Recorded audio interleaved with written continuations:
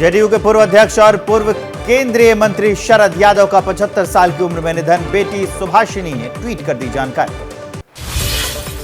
75 साल के शरद यादव के निधन पर फोर्टिस अस्पताल का बयान। कहा, इलाज की कोशिशें रही नाकाम। रात 10:19 पर उन्होंने ली आखिरी सांस।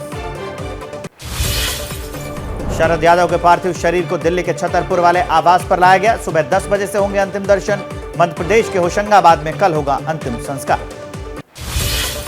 शरद यादव के निधन पर राजनीतिक जगत में शोक। पीएम मोदी ने जताया दुख। कहा, वो डॉक्टर लोहिया के आदर्शों से काफी प्रभावित थे। मैं हमेशा उनसे हुई बातचीत को संजोकर रखूंगा।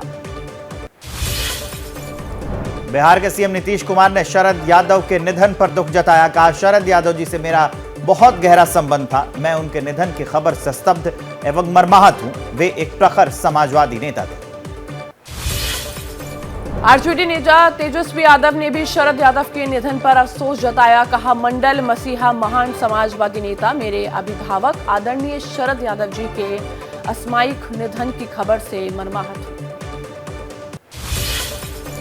शरद यादव के निधन पर चिराग पासवान ने कुछ तस्वीरें साझा करते हुए लिखा, पापा के मजबूत साथी, मेरे पिता तुल्य आदरणीय श्री शरद यादव जी के निधन की खबर सुनकर मर्माहत। शरद यादव के निधन पर लालू प्रसाद यादव ने जताया अफसोस। कहा, शरद यादव के निधन की खबर सुनकर विचलित हूं, आहत लगा है। पीएम मोदी आज वाराणसी में दुनिया के सबसे लंबे रिवर क्रूज और टेंट सिटी की करेंगे शुरुआत। इस दौरान 1000 करोड़ से अधिक की कई दूसरी जलमार्ग परियोजनाओं का भी शिलान्यास किया जाएगा। गंगा विलास नाम का ये क्रूज वाराणसी से चलकर बांग्लादेश के रास्ते असम के डिब्रूगढ़ जाएगा। इसकी पहली ट्रिप में 32 विदेशी टूरिस्ट रहेंगे मौजूद, जो 51 दिन की गंगा यात्रा करेंगे। दुनिया के सबसे लंबे रिवर क्रूज एमवी गंगा विलास के रास्ते सैलानियों को मिलेगा 50 टूरिस्ट स्पॉट देखने का मौका। पटना, कोलकाता, ढाका समेत कई टूरिस्ट स्पॉट की सैर कर सकेंगे पर्यटक। वाराणसी में रिवर क्रूज के उद्घाटन से पहले सीएम योगी बोले, ये पहल पर्यटन एवं सांस्कृतिक गतिविधियों और बढ़ावा देने के साथ रोजगार के नए अवसर सुजित करेगी। रिवर क्रूज पर केंद्रीय मंत्री सर्बानंद सोनोवाल का बयान। बोले, गंगा विलास क्रूज आत्मनिर्भर भारत की मिसाल है और इसके पर्यटन को तेजी से बढ़ावा मिलेगा। गृह मंत्री अमित शाह का आज राजौरी दौरा। हाल के दिनों में आतंकी हमले में मारे गए लोगों के परिवारों से मिलेंगे शाह। सुरक्षा अधिकारियों के साथ करेंगे समीक्षा बैठक। जम्मू में टारगेट किलिंग के खिलाफ कश्मीरी पंडितों का प्रदर्शन। उपराज्यपाल से मिलने का मांगा समय। कहा, जिन लोगों के साथ उपराज्यपाल की बैठक हुई वो लोग कश्मीरी पंडितों का प्रतिनिधित्व नहीं करते हैं। रक्षा मंत्रालय राजनाथ सिंह का बड़ा बयान। 370 को खत्म करने की बात की थी, कर दिया। कॉमन सिविल कोड को लागू करने की बात कही थी, उस पर काम चल रहा है। नेशनल कॉन्फ्रेंस के नेता फारूक अब्दुल्ला ने गृहमंत्री के राजौरी दौरे का किया स्वागत। कहा, गृहमंत्री राजौरी आए और देखें जो उन पर कयामत गुजरी है। जमीन में समाते जोशीमठ शहर पर आज पुष्कर धामी कैबिनेट की आपात बैठक। मुआवजे और बचाव काम पर लगेगी मुहर। बेघर हुए लोगों को नए घर बनाने के प्लान पर भी होगा मंथन। जोशीमठ में होटल मलारी इन और माउंट व्यू होटल्स को गिराने का काम आज भी होगा शुरू। कल होटल की छत के कुछ हिस्से को ढहाने का काम हुआ था, बारिश की वजह से रोका गया था काम। आईजी गढ़वाल रेंज कर्णी सिंह नगर न्याल ने एबीपी न्यूज को बताया, दोनों होटलों को गिराने में 10 दिन का वक्त लगेगा। आसपास रह रहे लोगों को हटा दिया गया है। जोशीमठ के डीएम का दावा, खतरनाक इमारतों को ढहाने पर बन गई है लोगों से सहमति। पुनर्वास और मुआवजे के लिए बना दी गई है जिला स्तर की एक कमेटी। कर्णप्रयाग के बहुगुड़ा नगर में जमीन में धंस रही 8 इमारतों को तुरंत खाली करने का नोटिस। बेघर हो रहे लोगों को फिलहाल रैन बसेरे में शिफ्ट करने का प्लान। बाकी लोगों को भी खाली करने होंगे अपने मकान। भूधसा और भवनों में आ रही दरारों की जांच के लिए सीबीआरआई रुड़की की 2 टीम जोशीमठ पहुंची। वजहों का पता लगाकर जल्द सरकार को रिपोर्ट सौंपेगी। सीबीआरआई की 12 सदस्यीय टीम पहले 40 इंजीनियरों को देगी ट्रेनिंग। इसके बाद 4000 भवनों का सर्वे कर पता लगाएगी कि पहाड़ पर लोग कितने सुरक्षित हैं। दरारें पड़ चुकी है, इमारतों पर भी सौंपी जाएगी रिपोर्ट। जोशीमठ में अपना घर छोड़ने वालों पर टूटा मुसीबतों का पहाड़। बेटी की शादी से पहले घर से हो रही विदाई पर एक परिवार का छलका दर्द। कहा, घर से बेटी को विदा नहीं करने का गम रहेगा। उत्तराखंड के आपदा सचिव रंजीत कुमार सिन्हा का दावा, अब तक 760 घरों में आई है दरारें। राहत के तौर पर 42 परिवारों को दिए जा चुके हैं 1.5 लाख रुपए। जोशीमठ के भगवान नरसिंह से जुड़ी कहानी ने पकड़ा जोर। कहा जा रहा है कि दरार पड़ने से भगवान का बायां बाजू लगातार कमजोर हो रहा है और इसके गिरते ही बद्रीनाथ का रास्ता बंद हो जाए।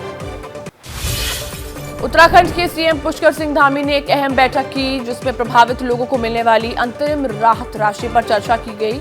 दावा किया गया कि लोगों को बाजार दर पर मुआवजा दिया जाएगा। होटल मनाली इनको गिराने पर मालिक ठाकुर सिंह राणा का दर्द छलका। कहा, बेसहारा की तरह आंखों के सामने होटल को गिरता देखा। उत्तराखंड के सीएम पुष्कर सिंह धामी ने जोशीमठ पर एबीपी न्यूज से की बातचीत। कहा, कैबिनेट की बैठक में मुआवजे की राशि पर होगी चर्चा। राज्य के हित में लिए जाएंगे सभी फैसले। जोशीमठ संकट पर रक्षा मंत्री राजनाथ सिंह ने जताई चिंता। कहा, जरूरत पड़ने पर वो जोशीमठ जाने के लिए हैं तैयार। फिलहाल केंद्र सरकार कर रही है पूरा सहयोग। जोशीमठ पर गृह मंत्री अमित शाह की अहम बैठक। मीटिंग में केंद्रीय मंत्री गजेंद्र सिंह शेखावत, नितिन गडकरी और भूपेंद्र यादव हुए शामिल। एनडीआरएफ के अधिकारी भी रहे मौजूद। जोशीमठ त्रासदी पर केंद्रीय ऊर्जा मंत्रालय का बड़ा फैसला। उत्तराखंड में बिजली सप्लाई बनाए रखने के लिए दूसरे राज्यों को आवंटित बिजली में से उत्तराखंड को देने का फैसला किया गया। जोशीमठ में भारतीय सेना की 28 इमारतों में आई दरारें। सेना प्रमुख बोले, सेना के काम पर नहीं पड़ेगा असर। एहतियात के तौर पर इन इमारतों में रहने वाले सैनिकों को सुरक्षित स्थानों पर भेजा गया। हैदराबाद के वैज्ञानिक जोशीमठ में जमीन धंसने की वजहों का पता लगाएंगे, जिसके लिए आज एनजीआरआई की एक टीम घटनास्थल पर पहुंचेगी। कल से जोशीमठ और उसके आसपास के इलाके का शुरू होगा सर्वे। उत्तराखंड के आईएएस अधिकारियों का बड़ा फैसला। जोशीमठ में बेघर हो रहे लोगों की मदद के लिए राज्य के सभी आईएएस अधिकारी अपने 2 दिन का वेतन देंगे। जोशीमठ में भूधसाव के चलते इलाके के लोग अपना घर खाली करने पर मजबूर। लोगों का आरोप, प्रशासन से उन्हें नहीं मिल रही है मदद, खुद कर रहे हैं अपना सामान शिफ्ट। उत्तराखंड के सीएम पुष्कर सिंह धामी पर जोशीमठ के कुछ लोगों का आरोप। कहा, चुनिंदा लोगों से सीएम ने की मुलाकात। कई लोग अपनी बात रखने से रह गए वंचित। यूपी के बागपत में भी कई घरों में दरार पड़ने से दहशत। लोगों को डर है कि कहीं उनके मकान ढह न जाए। बताया जा रहा है कि गैस पाइपलाइन से हुए नुकसान के बाद जमीन धंसने लगी। प्रशासन ने शुरू की जांच।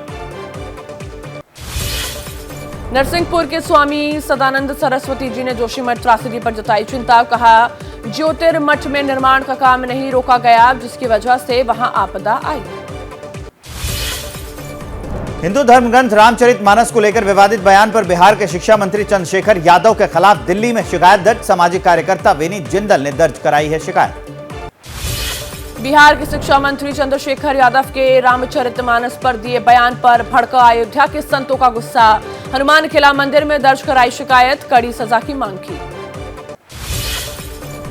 बिहार के शिक्षा मंत्री चंद्रशेखर अपने बयान पर कायम। कहा, माफी नहीं मांगेंगे। माफी वो लोग मांगे जो दलित पिछड़ों के साथ अन्याय कर रहे हैं। कहा, मुझे रामचरितमानस से नहीं, उसके कुछ अंश से दिक्कत है। बिहार के शिक्षा मंत्री चंद्रशेखर ने विवाद को लेकर कहा, मैं उस श्री राम की पूजा करता हूं जो माता शबरी के झूठे बेर खाते हैं, लेकिन मैं उस रामचरितमानस का विरोध करता हूं जो शूद्र और नारियों को ढोलक के समान पीटने की शिक्षा देते हैं। बिहार के शिक्षा मंत्री चंद्रशेखर ने रामचरितमानस को बताया था नफरत फैलाने वाला। बुधवार को नालंदा ओपन विश्वविद्यालय के दीक्षांत समारोह में छात्रों को कर रहे थे संबोधित। शिक्षा मंत्री चंद्रशेखर के रामचरितमानस पर दिए गए बयान पर सीएम नीतीश कुमार का चौंकाने वाला बयान। दरभंगा में सवाल पूछे जाने पर कहा, मुझे इसके बारे में कुछ नहीं पता, नहीं मालूम उन्होंने क्या कहा। अयोध्या के महंत जगतगुरु परमहंस आचार्य के चंद्रशेखर की जीभ काटने वाले को 10 करोड़ रुपए इनाम देने के ऐलान पर बोले शिक्षा मंत्री। कहा, मैं डरता नहीं हूं, जो करना है मुझे करो। मेरे खून का एक एक कतरा इस समाज को संदेश देगा। केंद्रीय मंत्री गिरिराज सिंह की चंद्रशेखर को चुनौती। पूछा, क्या नीतीश के मंत्री में हिम्मत है कि कुरान के बारे में ऐसा बयान दे। पूछा, नीतीश कुमार कब तक हिंदुओं को गाली देते रहेंगे। चंद्रशेखर के बयान पर बीजेपी नेता रविशंकर प्रसाद की मांग। कहा, बयान के लिए माफी मांगे नीतीश कुमार। अपने शिक्षा मंत्री को बर्खास्त कीजिए। देश के हिंदुओं की भावनाओं से खिलवाड़ बंद कीजिए।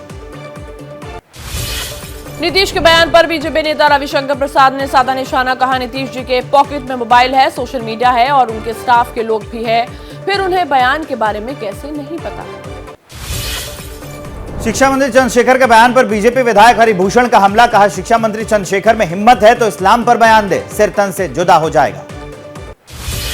केंद्रीय मंत्री अश्विनी चौबे ने कहा, रामचरितमानस पर सवाल उठाने वाले अज्ञानी है, कहा करोड़ों लोगों की श्रद्धा पर उन्होंने जो चोट पहुंचाई है, सनातन धर्म मानने वाले कभी इसे बर्दाश्त नहीं करेंगे। बिहार के शिक्षा मंत्री के बयान पर बोले लोक जनशक्ति पार्टी रामविलास के अध्यक्ष चिराग पासवान, कहा ये लोग बंटवारे की राजनीति करना चाहते हैं, लोगों की भावनाएं भड़का रहे हैं। बीजेपी सांसद मनोज तिवारी ने बिहार के शिक्षा मंत्री पर उठाए सवाल, कहा अगर शिक्षा मंत्री का ये लेवल है तो सरकार का लेवल समझ सकते हैं। नीतीश कुमार बताए कि क्या वो अपने मंत्री के बयान से सहमत है। हरियाणा के गृह मंत्री अनिल विज ने बिहार के शिक्षा मंत्री के बयान पर किया पलटवार, कहा मुझे लगता है कि उनके पास इतनी बुद्धि नहीं है कि वो रामचरितमानस को समझ सके। क्या मजबूरी है मेरी, बताइए। मैं अभी आपको बताती हूँ कि मैंने ओए होए होए होए नमकीन के चटकारे लेते हुए टकटकी मार के डिबेट शो को पॉज रिपीट कर करके देख रहे हैं जोगिंदर जी। इनकी तरह आप भी देखें अपनी फेवरेट डिबेट्स को रिपीट कर और डाउनलोड कीजिए एबीपी लाइव ऐप अपने स्मार्ट टीवी पर।